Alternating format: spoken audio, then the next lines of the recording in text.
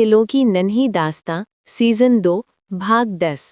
प्रसाद वितरण के बाद सभी मेहमानों को खाने के लिए बैठाया जाता है। सांची और आशी दोनों को खाना बांट रही थी।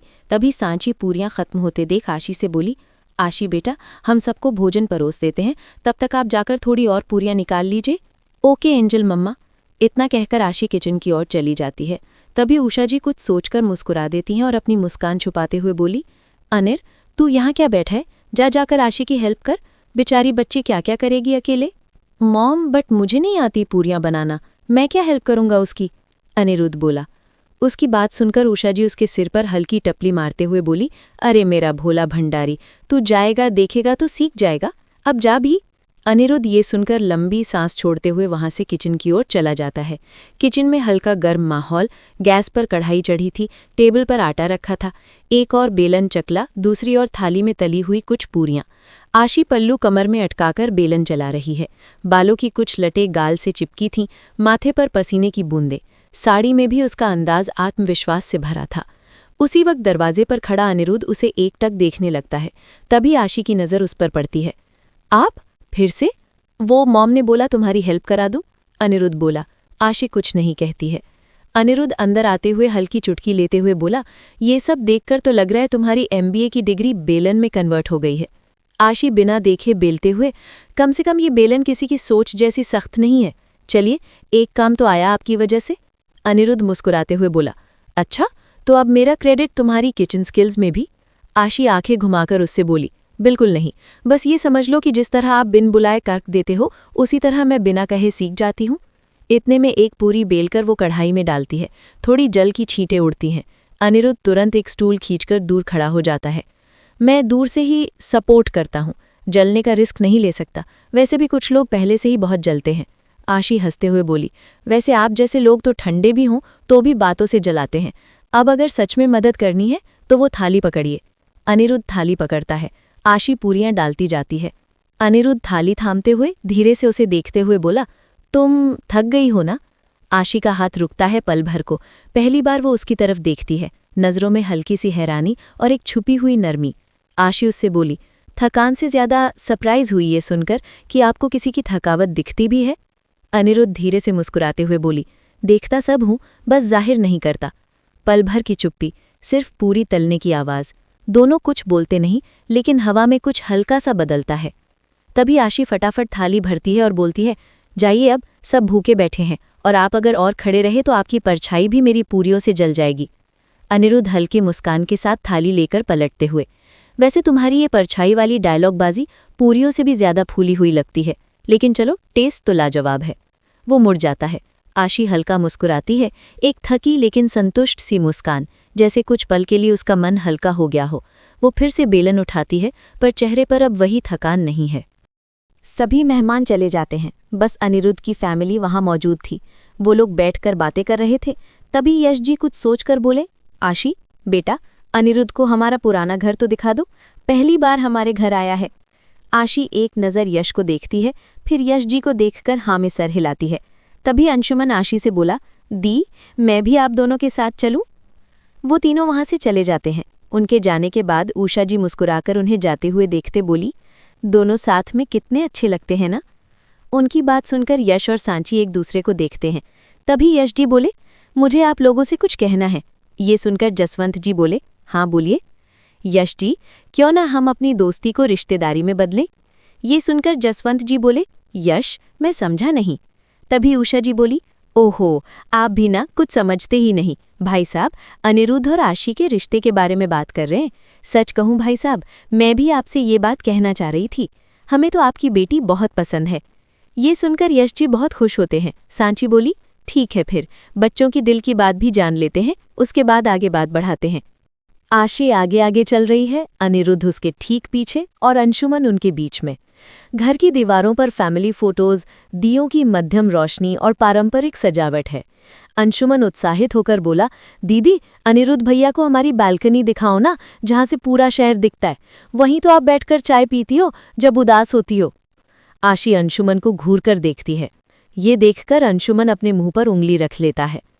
अनिरुद्ध हल्की मुस्कान के साथ तंज मारते हुए बोला, अच्छा, तो आप फीलिंग्स वाली इंसान भी हैं। इम्प्रेसिव। मैं तो समझ रहा था आप सिर्फ डिबेट में जीतने के लिए बनी हैं। आशी तेजी से पलटकर बोली, और मैं सोच रही थी आप हर बात में कॉर्पोरेट एनालिसिस घुसेड़ते हैं, लेकिन ये क्या, इमोशनल ऑब्जर्वेशन भी आता है आपको? अनिरुद्ध कंधे उचकाकर बोला, सीख रहा हूं, अच्छे मेंटर्स से मिलूं तो जल्दी सीखता हूं। अंशुमन बीच में मासूमियत से बोला, आप दोनों की बातें सुनकर ऐसा लग रहा है जैसे कोई वेब सीरीज का सीन चल रहा है। मैं तो बस पॉपकॉर्न मिस कर रहा हूं। अनिरुद्ध हंस पड़ता है। आशी अंशुमन को घूरते हुए बोली, लंडू के बच्चे, तुझे तो मैं बाद में बताती हूं। तभी अनिरुद्ध अंशुमन से बोला, वैसे अंशुमन, तुम्हारी दीप बचपन से ऐसी है क्या? आशी उसे घूर कर देखने लगती है। वो तीनों कॉरिडोर में थे।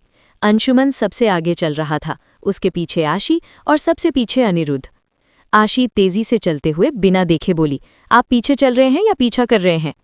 अनिरुद्ध शांत लहजे में बोला, तुम्हारी चाल इतनी तेज है कि समझ ही नहीं आया कि मैं वॉक थ्रू कर रहा हूं या वॉर जोन में हूं। आशी पलटकर उससे देखते हुए बोली, वॉर जोन तो आपके दिमाग में होता है, हर इंसान को प्रोजेक्ट समझ लेते हैं। अनिरुद्ध हल्की हंसी के साथ बोला, और आप हर बात में बगावत ढूंढ लेती हैं। किसी चीज को नॉर्मल तरीके से एक्सेप्ट करना आता है? आशी, मैं कोई रेजिग्नेशन लेटर नहीं जो हर बात एक्सेप्ट कर लूं। अनिरुद्ध तंज में बोला, लेकिन एटीट्यूड ऐसा है जैसे किसी ने बिना पढ़े ही रिजेक्ट कर दिया हो। आशी एक कदम पास आकर आंखों में आंखें डालते हुए, क्योंकि मुझे प्रोफाइल से पहले पैटर्न समझ में आ जाता है, और आप जैसे लोग एकदम प्रिडिक्टेबल हैं। अनिरुद्ध मुस्कुराकर बोला, प्रिडिक्टेबल तो वो होता है जो बोरिंग हो। तुम मुझे बोर करने का मौका ही नहीं देती, रोज नहीं उलझन। आशी ठंडी मुस्कान लिए बोली, उलझनें उन्हीं को लगती हैं जो सुलझाने की हिम्मत नहीं रखते। अनिरुद्ध धीरे से थोड़ा और पास आकर बोला, हिम्मत नहीं, तुम तो जज करने में जज से भी 2 कदम आगे निकल जाती हो। आशी बोली, और आप ऐसे बिहेव करते हैं जैसे हर कमरे में आपका सर्वेलेंस सिस्टम फिट है, हर चीज का डेटा चाहिए।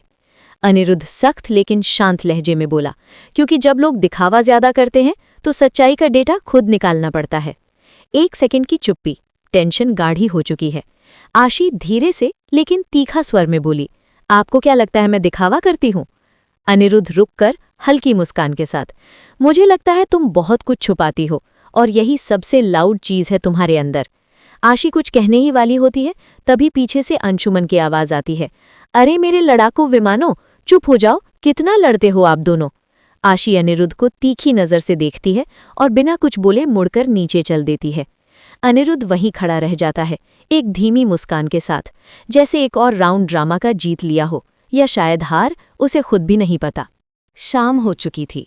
आशी लिविंग रूम में बैठी फूलों को समेट रही थी। अंशुमन अपने रोमियो के साथ खेल रहा था। दोनों परिवार बैठे गपशप कर रहे थे। वहीं अनिरुद्ध सबके बीच बैठा तो था, लेकिन उसका ध्यान आशी पर ही था। आशी के माथे से बाल बार बार गिरते और वो उन्हें कान के पीछे अटकाने की कोशिश करती है। अनिरुद्ध मन में हल्की मुस्कान के साथ बोला, ये लड़की कभी थकती नहीं क्या?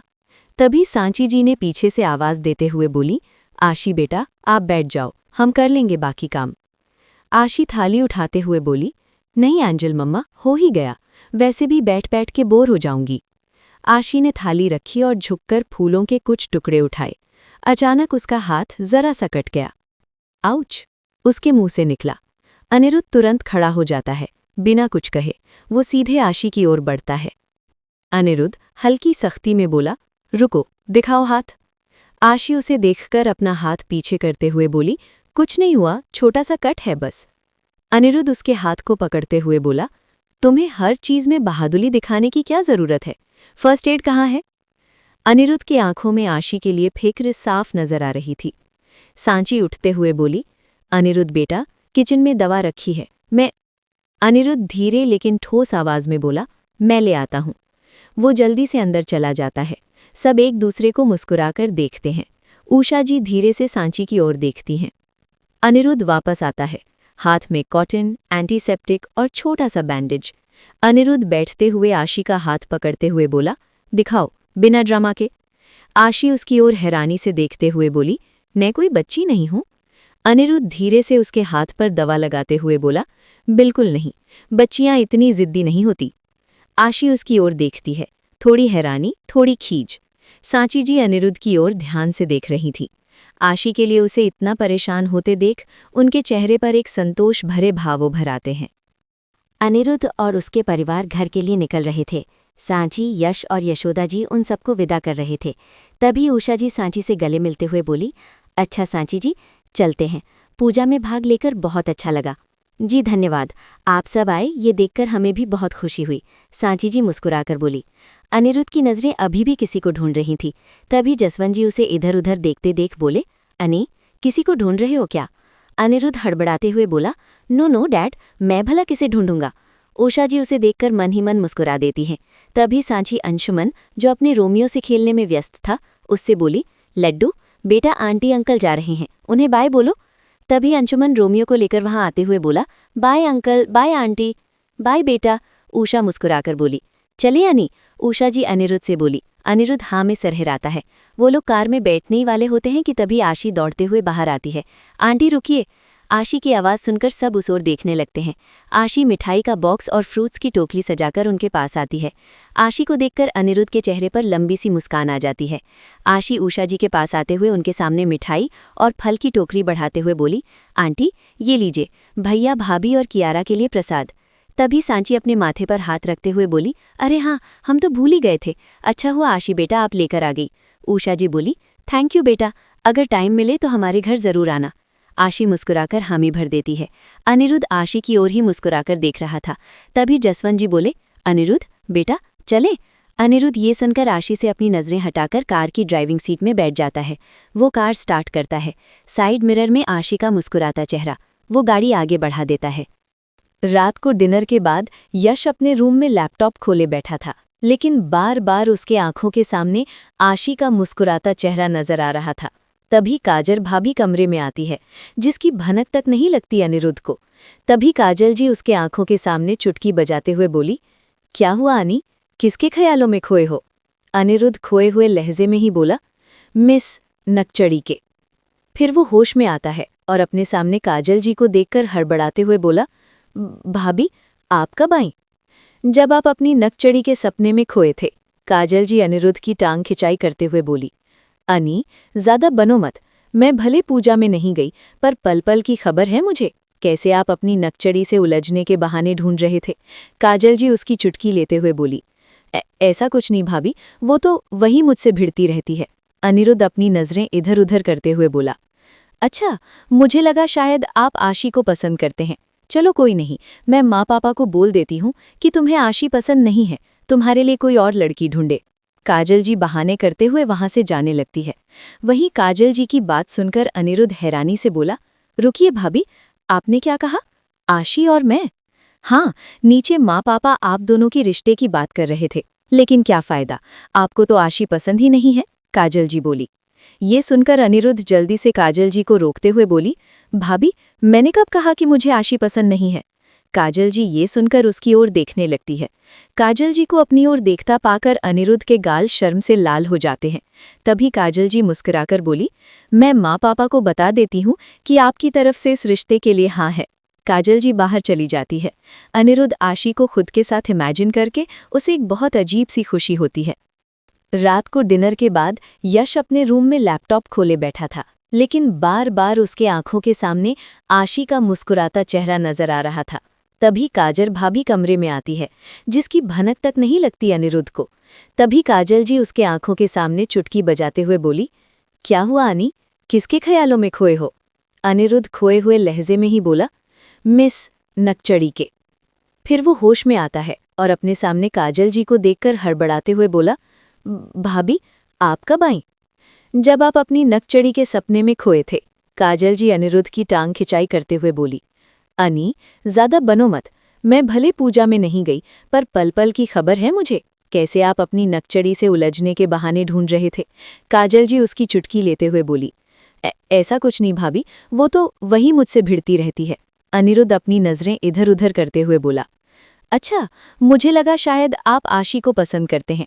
चलो कोई नहीं, मैं माँ पापा को बोल देती हूँ कि तुम्हें आशी पसंद नहीं है, तुम्हारे लिए कोई और लड़की ढूंढे। काजल जी बहाने करते हुए वहां से जाने लगती है। वहीं काजल जी की बात सुनकर अनिरुद्ध हैरानी से बोला, रुकिए भाभी, आपने क्या कहा? आशी और मैं? हाँ, नीचे माँ पापा आप दोनों की रिश्ते की बात कर रहे थे, लेकिन क्या फायदा, आपको तो आशी पसंद ही नहीं है, काजल जी बोली। ये सुनकर अनिरुद्ध जल्दी से काजल जी को रोकते हुए बोली, भाभी, मैंने कब कहा कि मुझे आशी पसंद नहीं है। काजल जी ये सुनकर उसकी ओर देखने लगती है। काजल जी को अपनी ओर देखता पाकर अनिरुद्ध के गाल शर्म से लाल हो जाते हैं। तभी काजल जी मुस्कुराकर बोली, मैं माँ पापा को बता देती हूँ कि आपकी तरफ से इस रिश्ते के लिए हाँ है। काजल जी बाहर चली जाती है। अनिरुद्ध आशी को खुद के साथ इमेजिन करके उसे एक बहुत अजीब सी खुशी होती है। आशी बाथरूम से चेंज करके बाहर आती है। थकान उसके चेहरे पर साफ नजर आ रही थी। वो अपनी चेहरा पोंछकर टॉवल को अपनी स्टडी चेयर पर टांग देती है और अपनी डायरी खोलकर बैठ जाती है। कुछ कह भी नहीं सकते, कुछ सह भी नहीं सकते। जिससे लड़ते हैं दिलो जान से, उससे रह भी नहीं सकते। वो आंखों में चुपचाप उतर जाता है, यूं जैसे कोई शिकवा नहीं पर सुकून भी नहीं देता। अचानक उसकी कलम रुक जाती है और युवी का चेहरा सामने आ जाता है। वो अपना फ़ोन देखती है, जिसमें पहले युवी के कॉल और मैसेज की लिस्ट भरी रहती थी, अब उसमें खालीपन था। उसके आंखों से एक धार लुढ़क कर चेहरे पर आ जाती है। तभी सांची उसके गेट पर नॉक करती है। आशी जल्दी से खुद को संभाल लेती और चेहरे पर झूठी लेकिन लंबी से मुस्कान चिपकाकर सांची की ओर मुड़ते हुए बोली, एंजल मामा आइए ना। सांची अंदर आकर दूध का ग्लास टेबल पर रखकर बोली, हमने आपको डिस्टर्ब तो नहीं किया? ये सुनकर आशी चेयर से उठकर सांची के पास आकर बोली, एंजल मम्मा से आशी कभी डिस्टर्ब हो सकती है क्या भला? सांची मुस्कुरा देती है। आशी सांची को बेड पर बिठाकर उनकी गोद में लेट जाती है। सांची मुस्कुराते हुए उसके सर पर हाथ फेरते हुए बोली, आज हमारी आशी ने कितने अच्छे से संभाल लिया है ना? ये सुनकर आशी मुस्कुराकर बोली, आपसे ही तो सीखा है। सांची जी मुस्कुरा देती है। कुछ देर दोनों के बीच चुप्पी पसरी थी। उस चुप्पी को तोड़ते हुए सांची आशी से बोली, आशी, हमें आपसे कुछ कहना है। एंजल मम्मा बोलो ना। बेटा, वो हमने और आपके डैडी ने मिलकर आपके लिए एक लड़का पसंद किया है, सांची बोली। उसकी बात सुनकर आशी चौंक कर सांची की गोद से उठते हुए बोली, क्या? कहानी अभी बाकी है। आगे क्या होगा ये जानने के लिए अगला भाग जरूर देखें। और हाँ, लाइक करो, कमेंट करो और सब्सक्राइब करना मत भूलना। मिलते हैं अगले भाग में, तब तक के लिए बाय बाय।